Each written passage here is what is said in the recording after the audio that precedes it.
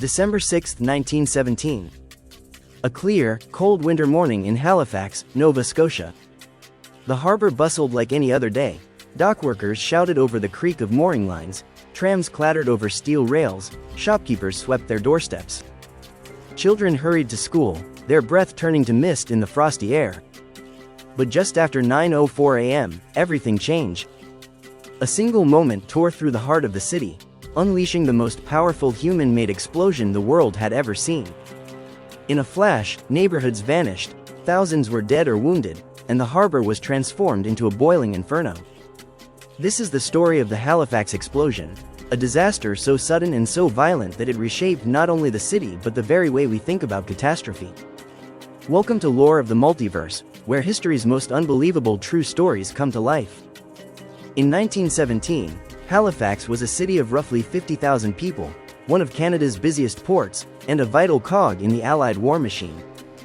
With World War I raging in Europe, the harbor became a crucial gathering point for convoys carrying troops, food, and ammunition across the Atlantic. Halifax's position, deep, ice-free, and well-defended, made it the perfect naval base. Every day, ships of all sizes came and went, cargo vessels heavy with wheat and coal, troopships packed with soldiers, and freighters loaded with artillery shells, rifles, and explosives bound for the front lines. Halifax Harbor was also narrow, funneled into a bottleneck between the Halifax and Dartmouth shores. Navigating it required care, patience, and skill. That morning, two ships were about to meet in the worst possible place, at the worst possible time. The first was the SS Mont-Blanc, a French cargo ship assigned to carry some of the most dangerous cargo imaginable.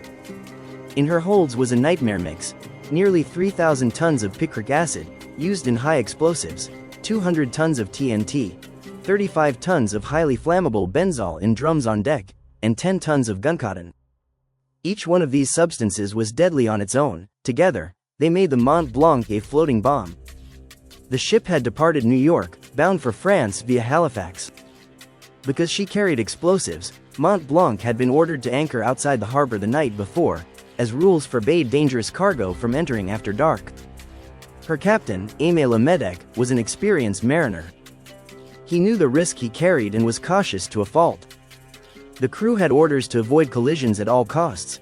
An impact could mean death for everyone on board and disaster for the city. The second ship was the SS Imo, a Norwegian freighter chartered by the Belgian Relief Commission.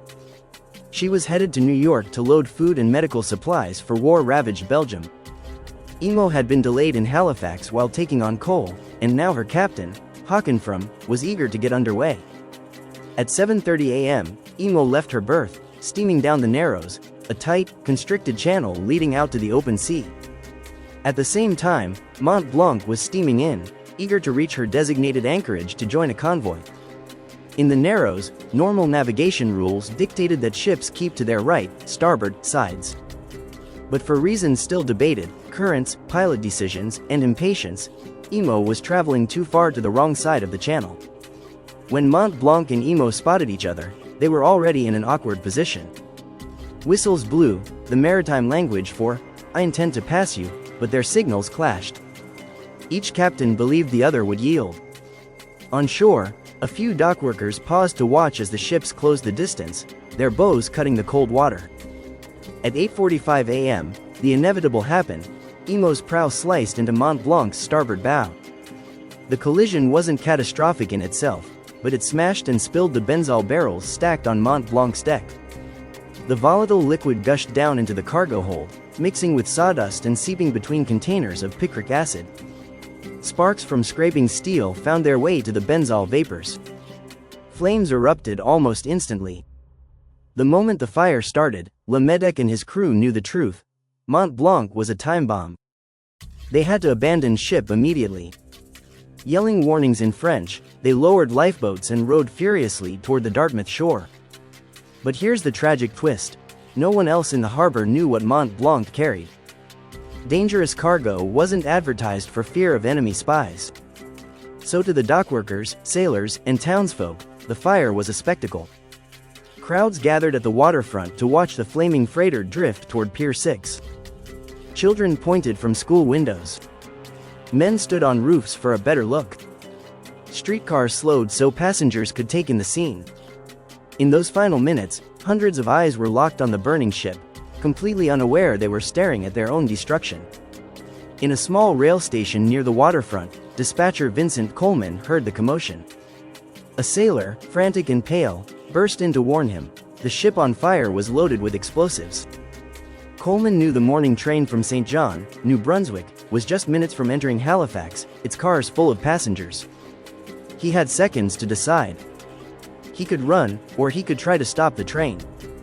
Coleman sat back at his telegraph key and tapped out a message that would become one of the most famous in Canadian history. Hold up the train.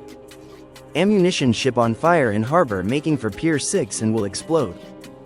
Guess this will be my last message. Goodbye, boys.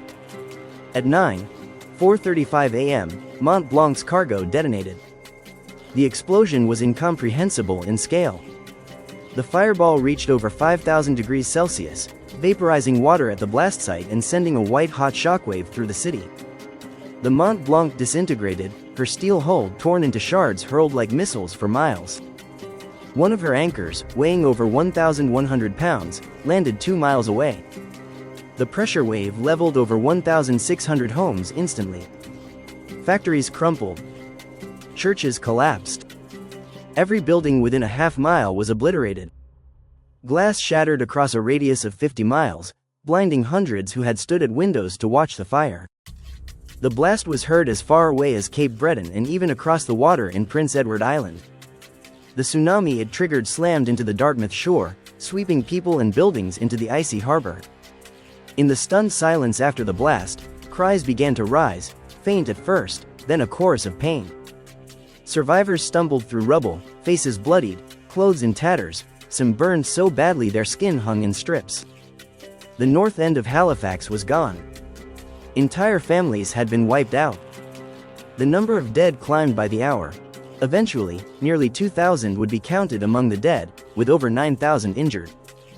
Fires erupted everywhere, ignited by the blast. They swept through wooden neighborhoods, trapping those buried under debris. The rescue effort began immediately, but survivors faced an impossible scene. Thousands injured, many blinded, in freezing December air. As if the city hadn't suffered enough, the next day brought a brutal snowstorm. Rescue workers, many arriving from outside Halifax, struggled through drifts and bone-chilling wind. Bodies froze into ruins, survivors huddled under blankets in makeshift shelters. Still, heroism shone through. Doctors worked for days without rest. Soldiers and civilians dug through rubble with bare hands. The train Vincent Coleman had stopped remained safe outside the city, its passengers spared. Help poured in from across Canada, the United States, and even Europe. Boston sent trains loaded with medical teams and supplies within hours, a gesture Halifax still honors every year by sending Boston its official Christmas tree. Donations arrived from as far as New Zealand. The Canadian government launched an investigation, but no one person was officially blamed. Wartime urgency, miscommunication, and bad luck had combined to create the perfect storm. The north end of Halifax was rebuilt with new fireproof, hydrostone homes, many still stand today.